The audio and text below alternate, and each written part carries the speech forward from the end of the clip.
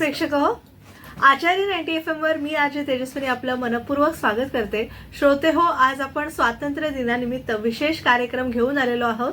आपल्यासोबत आहेत आचार्य मराठे महाविद्यालयाचे सगळे विद्यार्थी. आपल्यासोबत आहेत ऋषी, नमस्कार, प्रणव नमस्कार आणि सार्थक. नमस्कार. तर तुमचं सगळ्यांचं स्वागत आहे तुमच्या रेडिओ स्टेशनमध्ये.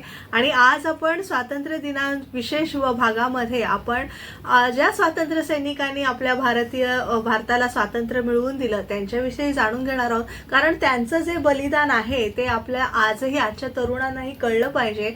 आणि आपण जे रील्स बघण्यात, मोबाईलच्या म्हणजे इंस्टाग्राम बघण्यात, हे सगळ्यामध्ये आपला वेळ व्यतीत घालवतो आहे, टाइमपास करत आहोत, ते आपण सत्कारणी आपलं कार्य जे आहे ते आपण काम जे आहोत किंवा आपण अभ्यास जो करतो तो सत्कारणी लागण्यासाठी आपण जे आपल्या देशाला ज्यांनी बलिदान दिलेलं आहे त्यांचा धडा घेतला पाहिजे आणि आपल्या देशासाठी काहीतरी उज्ज्वल असं कार्य केलं पाहिजे. अशा दृष्टीने आपण या सगळ्यांच्या सोबतीने एक छान कार्यक्रम करतो आहोत.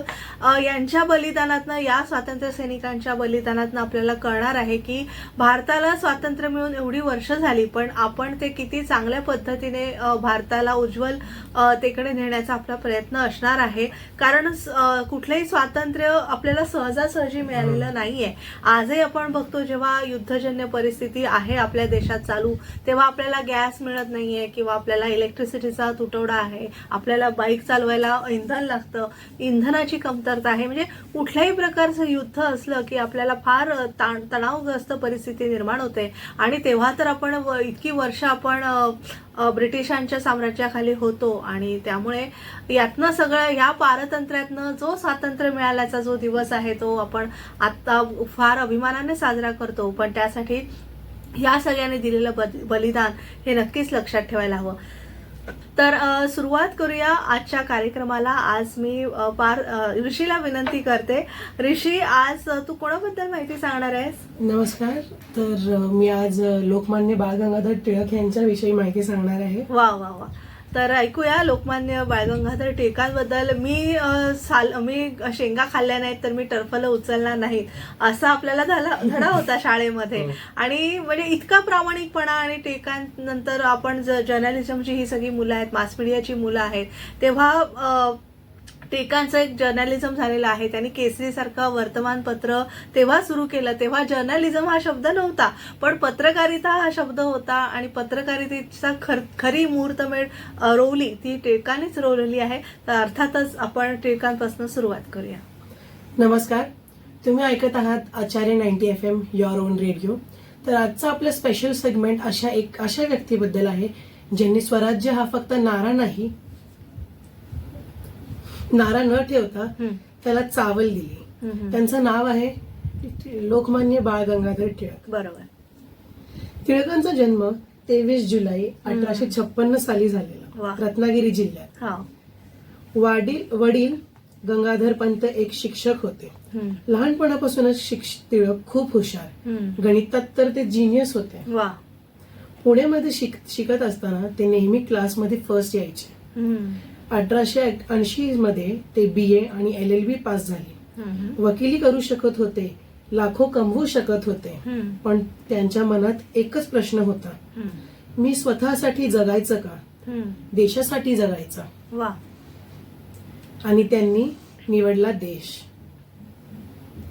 1981 साली टिळकांनी 2 वर्तमानपत्रात सुरू केली. मराठीमध्ये केसरी आणि इंग्लिशमध्ये मराठा. बरोबर. या पत्रांमधून ते काय करत होते? लोकांना जागृत करत होते, ब्रिटिशांच्या अन्यायाविरुद्ध लिहित होते. 1969 साली त्यांनी प्लॅग्यूची बातमी कव्हर केली. ब्रिटिश ऑफिसरची चूक दाखवली. परिणाम, राजद्रोहाचा केस, 18 महिने तुरुंग. पण तुरुंगातून बाहेर आल्यावर ते म्हणाले, लेखनाने थांबवली तर संघर्ष थांबेल आणि संघर्ष थांबवायचा नाही. 1993 साली देशात प्लॅग्यूची साथ, लोक भीतीने घरात बसले होते. तेव्हा टिळकांनी एक आयडिया दिली, गणेश उत्सव सार्वजनिक करा, म्हणजे 10 दिवस सर्व जाती, सर्व लोक एक मंडपात एकत्र येतील, प्रवचन होतील, चर्चा होतील, एकता निर्माण होईल. 1985 सालीला शिवजयंती सुरू केली, कारण शिवाजी महाराजांचा इतिहास सांगितला की तरुणांना स्वाभिमान वारेल.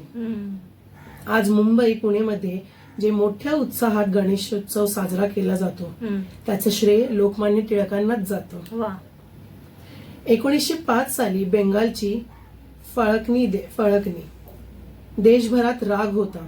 काँग्रेसमध्ये 2 गट पडले. बरोबर. एक नरम दल जे मनाच्या विनंती करा, दुसरा गरमादल जे म्हणायचे संघर्ष करा. आणि या गरमादळाच्या 3 नेते होते. पंजाबचे लाला लाजपत राय, लाल महाराष्ट्राचे बाळ गंगाधर टिळक, बेंगालचे बिपिन चंद्र पाल म्हणजे लाल बाल पाल. या तिघांचं एक कॉन्ट्रीब्युशन म्हणून 1906 साली कॅलकत्ता काँग्रेस टिळक स्टेजवर आले. हजारो लोक समोर ते मोठ्या आवाजात म्हणाले, स्वराज्य हा माझा जन्मसिद्ध हक्क आहे आणि तो मी मिळवणारच. बरोबर. संपूर्ण सभागृहात टाळ्यांनी भरला. तरुणही ठरवलं, आता फक्त बोलायचं नाही, करून दाखवायचं. टिळकांनी 4 सूत्र दिले: बहिष्कार, स्वदेशी, राष्ट्र शिक्षण, स्वराज्य. 1908 साली ब्रिटिश सरकार घाबरला. टिळकांनी परत अटक, 6 वर्ष सक्त तुरुंग. कुठे पाठवलं? बुर्मामध्ये, मांडलंय तुरुंगात. एकता, अंधार, गरमी. पण या प्रतिष्ठित पण टिळकांनी हार मानली नाही. तिथेच बसून त्यांनी श्रीमद भागवत गीता यावर भाष्य लिहिली. नाव दिलं गीता रहस्य. 700 पानांचा ग्रंथ होता तो. त्यात ते काय सांगतात? कर्मयोग, फळाची अपेक्षा न करता कर्म करा, आणि देश सेवा म्हणजे सर्वात मोठी पूजा. 1914 सालीला बाहेर आले. वय झालं होतं, पण जाणून तसंच होतं.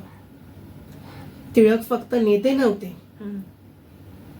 ते गणितज्ञ होते, ज्योतिषशास्त्र तज्ञ होते.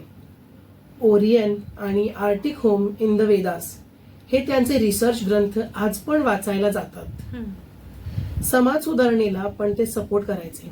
स्त्री शक्ती, विद्या विवाह, पण ते म्हणायचे आधी राजकीय स्वातंत्र्य, मग स्वराज्य सुधारणा. बरोबर. 1 ऑगस्ट 1920 साली हा दिवस भारताने आपला लोकमान्य गमावला. पण जाणण्यापूर्वी ते एक संदेश देऊन गेले: जगाला प्रश्न विचारणं, जबाबदार बना. आज 2026, आपण स्वतंत्र आहोत, पण खरा स्वातंत्र्य तेव्हा मिळेल जेव्हा प्रत्येक तरुण टिळक प्रमाणे विचार करेल. तराट मित्रांनो, शेवटी एक विचार टिळकांचा: जीवन म्हणजे संघर्ष आहे आणि संघर्षाशिवाय प्रगती शक्य नाही. Life is a struggle. Without struggle there is no progress.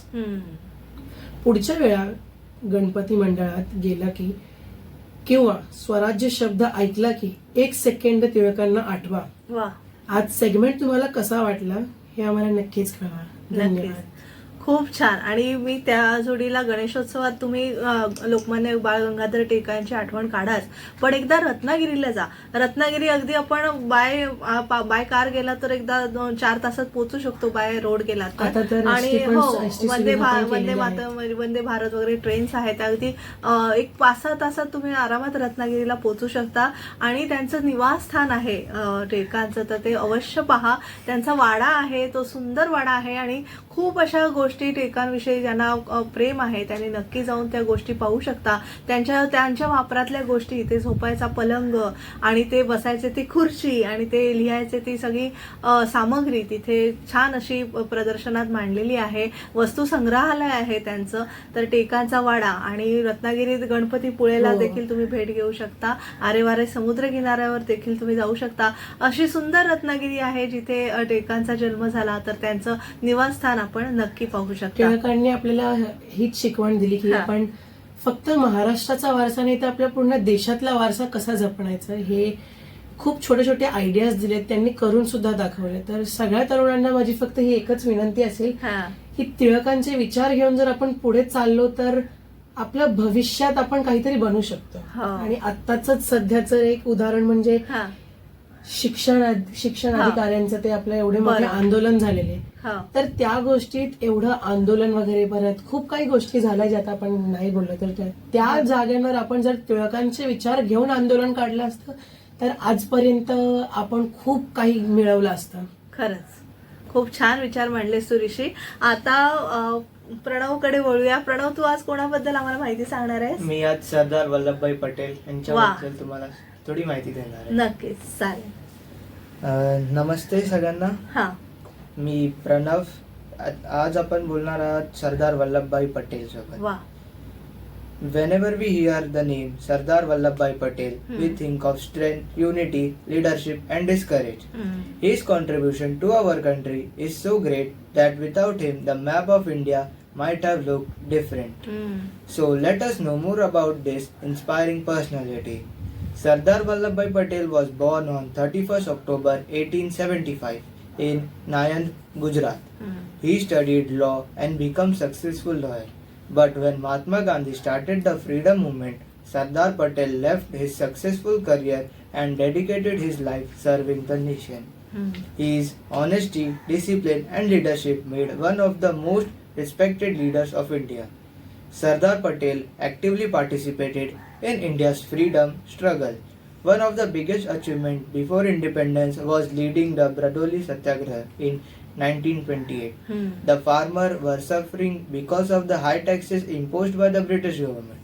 Under the Patel's leadership, the farmers stayed united and peacefully protested.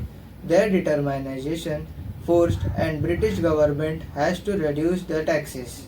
After this victory, the people proudly gave him the title Sardar, which means leader. This showed that leadership is about standing with the people during difficult times. After Indian independence in 1947, the country faced a huge challenge. There were more than 560 princely states. Each ruler had to decide whether to join India or remain separate. Sardar Patel worked day and night to unite this state into one nation. Through patience, discussions, and strong leadership, he successfully integrated almost all of them. Because of his historic achievement, he is known as the Iron Man of India and also remembered as a unifier of India. His effort helped building the strong and united India we know today. Sardar, what made Sardar Vallabhbhai Patel special? He was brave, disciplined, honest, hardworking and always put the nation before himself. He believed that unity is our greatest strength. Even today, his leadership teaches us that teamwork, determination, and honesty can also solve even the biggest challenges. To honor Sardar Vallabhbhai Patel, India built a Statue of Unity in Gujarat. It is world's tallest statue, standing at 182 meters tall. People from India and many other countries visit this monument every year. It reminds us for the importance of unity and national pride. As a student, we can learn many lessons from Sardar Patel. Always stay united, respect everyone, be honest and responsible, never give up when facing difficulties, work hard for goals and for betterment of society. So dear listeners, Sardar Vallabhbhai Patel was not only a freedom fighter but also the architect of united India. His life teaches us true strength is not shown by power alone but by courage, discipline and unity. Let us remember his word, manpower without unity is not strength unless it is harmonized and united properly. Thank you. Wow, very nice and great information of Sardar Vallabhbhai Patel you have shared. We have a statue recently. We can visit. As I spoken about Ratnagiri, we can go to Gujarat also. There is a statue of Sardar Vallabhbhai Patel. So everyone, our listeners should do watch this statue and all the material, whatever he has done, how was his life journey. It is portrayed in the museum. So if everyone, I request each and everyone, at least citizens of India and students like you all should go and visit at Gujarat and watch that museum and the statue of Sardar Vallabhbhai Patel. Like it is not just a statue, but it itself is what sacrifices, what great works, what inspiration he have to give. Yeah. It is all inside the statue. Yeah, So and at least if you're not able to visit, there are videos available on YouTube, social media. Please do watch it because it is worth watching. worth watching. Actually worth watching, and it may, Enlighten yourself. Yeah. rise a thought in you. Yeah, definitely. Now we'll move to another freedom fighter of India, and of course, our father of India. We call it the father of nation. That is Mahatma Gandhi ji. So Sarthak will tell us about Mahatma Gandhi ji. Namaskar and welcome to Acharya 90 FM. I am your host Sarthak. Today I bring you a special segment dedicated to one of the greatest freedom fighters in history of India, Mahatma Gandhi, lovingly known as father of the nation. Whenever we think about India's freedom struggle, the image of simple man wearing a dhoti, carrying a walking stick and spreading the message of peace comes to our minds. That man was Mohandas Karamchand Gandhi, who inspired millions through truth, non-violence and determination. Mahatma Gandhi was born on 2nd October 1869 in Porbandar, Gujarat. He completed his education in law and later went to South Africa, where he faced racial discrimination. This experience changed his life and inspired him to fight against injustice. In South Africa, Gandhi developed philosophy of satyagraha, which means the force of truth and non-violence resistance. This principle later became the foundation of India's freedom movement. After returning to India in 1915, Gandhi traveled across the country to understand the problem faced by ordinary people. He realized that India needed not only political freedom but also social unity and self-reliance. One of his major movements was the Champaran Satyagraha in Bihar. Gandhi stood with farmers who were being exploited and successfully fought for their rights. This marked the beginning of his leadership in India's freedom struggle. Another significant movement was the non-cooperation movement launched in 1920. Gandhi encouraged India to boycott British goods, schools and institutions. People from all walks of life joined the movement, making it a powerful force against British rule. In 1930, Gandhi started the famous Dandi March, also known as the Salt March.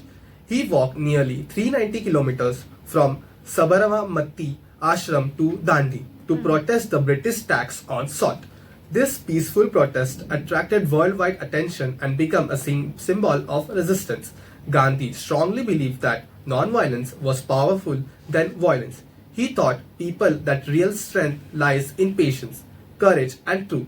His message inspired not only Indians but also leaders around the world. The Quit India movement of 1942 was another historic milestone. Gandhi gave the powerful slogan "Do or Die" and urged India to unite for the complete independence. The movement intensified the struggle against British rule and brought India closer to freedom. Apart from fighting for independence, Gandhi worked for social reforms.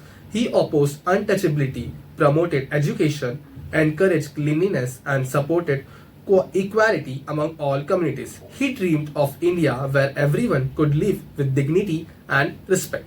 On 15th August 1947, India finally achieved independence. Although Gandhi didn't hold any political office, his leadership and vision played a crucial role in making freedom a reality. Sadly, on 13 January 1948, Mahatma Gandhi was assassinated in New Delhi. His death was great loss to the nation, but his teachings continue to guide millions even today. Friends, Gandhi's life teaches us that one person with strong values can bring extraordinary changes. In today's world, where conflicts and differences are common, his message of truth, peace and unity remains as relevant as ever. As students and young citizens, we can honor Gandhi by honest, respectful, responsible and committed to making society better. Wow. खरंच आता महात्मा गांधीजींचं तू बोलतोयस तेव्हा मला साबरमती आश्रमाचा उल्लेख केलात. मला सगळ्यांना सांगायला आवडेल की सगळ्यांनी साबरमती आश्रमाला देखील भेट दिली पाहिजे. जसं मी रत्नागिरीला लोकमान्य बाळ गंगाधर टिळकांचं निवासस्थान पहा असं सांगितलं, गुजरातला सरदार वल्लभभाई पटेल यांचं स्मारक पाहण्यासाठी सांगितलं, तसंच महात्मा गांधींच्या साबरमती आश्रमाला नक्की भेट द्या. आणि आमचा हा कार्यक्रम तुम्हाला नक्कीच आवडला असेल अशी आशा व्यक्त करतो. तुमचे अभिप्राय आमच्या कमेंट बॉक्समध्ये नक्की कळवा. आपल्या आचार्य 90 FM यूट्यूब चॅनलवर ही लिंक तुमच्या भेटीला येईल. तर थँक्यू प्रणव, ऋषी आणि सार्थक, तुम्ही सहभागी झाल्याबद्दल. मास मीडियाची मुलं आहेत, खूप छान वाचलं तुम्ही इंग्लिश आणि मराठी दोन्ही भाषांमध्ये. आणि असंच छान छान प्रोजेक्ट्स घेऊन आम्ही तुमच्या समोर येऊ. पुन्हा एकदा आम्हा सगळ्या विद्यार्थ्यांतर्फे तुम्हाला आरजे तेजस्विनीकडून स्वातंत्र्य दिनाच्या खूप खूप शुभेच्छा. खूप शिका, खूप मोठे व्हा आणि आपल्या भारताचं नाव उज्ज्वल करा. जय हिंद. धन्यवाद. धन्यवाद.